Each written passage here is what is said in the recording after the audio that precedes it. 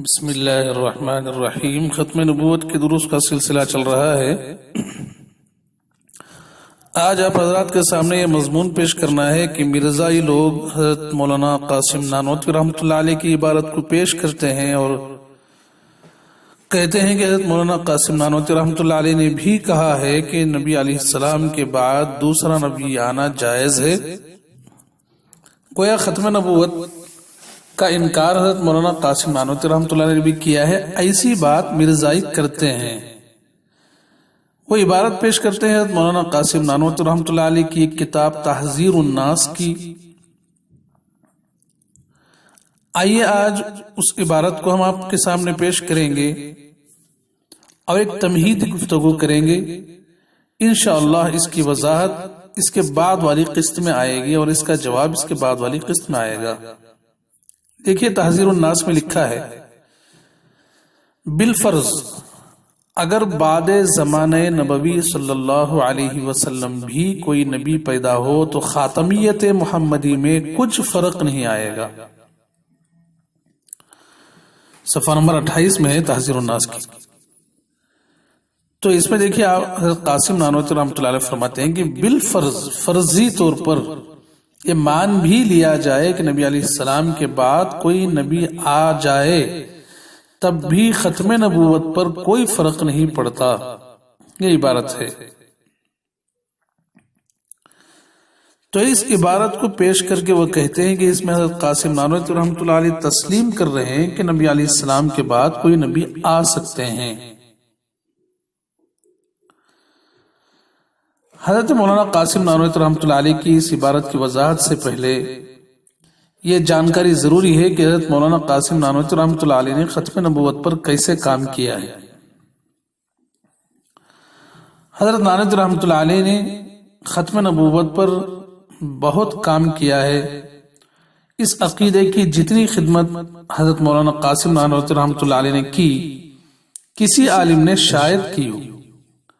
آپ کا کمال یہ ہے کہ ہندوؤں اور عیسائیوں میں جا کر عقیدہ ختم نبوت کا اعلان کیا اور وہ لوگ انکار نہ کر سکے، رد نہ کر سکے، جواب نہ دے سکے۔ ہندو نے کہا کہ مسلمان خانہ کعبہ کی عبادت کرتے ہیں، ہم بتوں کو پوجتے ہیں اور مسلمان خانہ کعبہ کی عبادت کرتے ہیں۔ تو حضرت قاسم نانوتوی رحمۃ اللہ علیہ نے اس کا مفصل جواب دیا اور اس کے اندر نبی علیہ الصلوۃ والسلام کی نبوت اور ختم نبوت کو بھی ثابت کیا۔ یہ اصل کمال ہے۔ استقبال قبلہ کا حکم تو سبھی لکھتے ہیں، مگر اس سے ختم نبوت کو ثابت کرنا حضرت نانوتوی رحمۃ اللہ علیہ کا کمال ہے۔ ایک پادری نے کہا نیند سے وضو کیوں ٹوٹتا ہے؟ حضرت مولانا قاسم نانوتوی رحمۃ اللہ علیہ نے اس کا جواب دیا اور ضمن میں انبیاء علیہم السلام کی نیند کا ذکر کیا کہ ان کو غفلت نہیں ہوتی، پھر ساتھ ہی ختم نبوت کو بھی ثابت کر دیا۔ تو یہ ہیں خدمات حضرت قاسم نانوتوی رحمۃ اللہ علیہ کے ختم نبوت پر۔ اس کے بعد یہ اس کتاب کے بعد ہیں یہ خدمات جس کا مرزائی حوالہ دیتے ہیں۔ اگر حضرت قاسم نانوتوی رحمۃ اللہ علیہ منکر ختم نبوت ہوتے تو اول تو ان جگہوں میں ختم نبوت کا اعلان نہ کرتے۔ علاوہ اس کے وہ مخالفین اس کتاب کی وجہ سے اعتراض کرتے، لیکن ان کو کوئی جرأت نہ ہوئی۔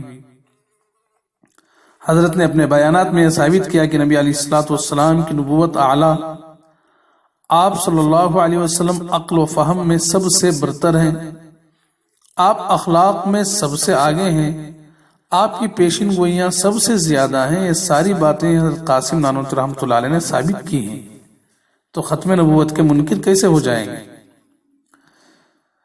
اچھا، اس عبارت کے حل سے پہلے ایک تمہیدی بات ذہن میں رکھیں کہ معترض کبھی کبھی اپنے اعتراض کو تقویت دینے اور اسے پختہ کرنے کے لیے پوری عبارت نہیں پڑھتا ہے، غط ربوط سے کام لیتا ہے، بعض عبارت کا حصہ آگے پیچھے سے کاٹ دیتا ہے۔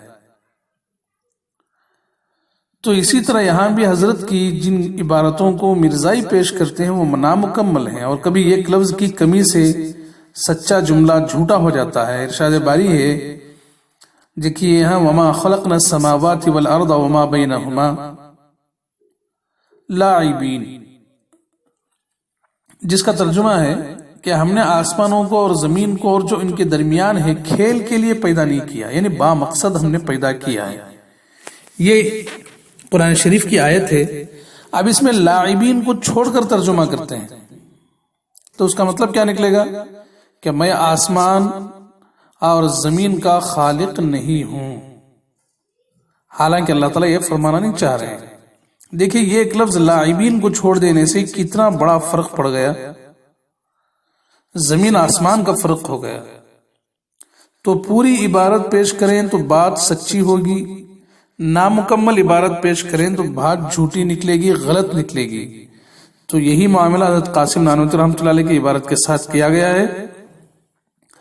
اس کا حل انشاءاللہ اس کے بعد والی قسط میں پیش کیا جائے گا۔ اب بس اتنا ہی۔ اللہ تعالیٰ سے دعا کریں کہ اللہ تعالیٰ ہمیں ختم نبوت کی صحیح خدمت کی توفیق نصیب فرمائے۔ وآخر دعوانا ان الحمد للہ رب العالمین۔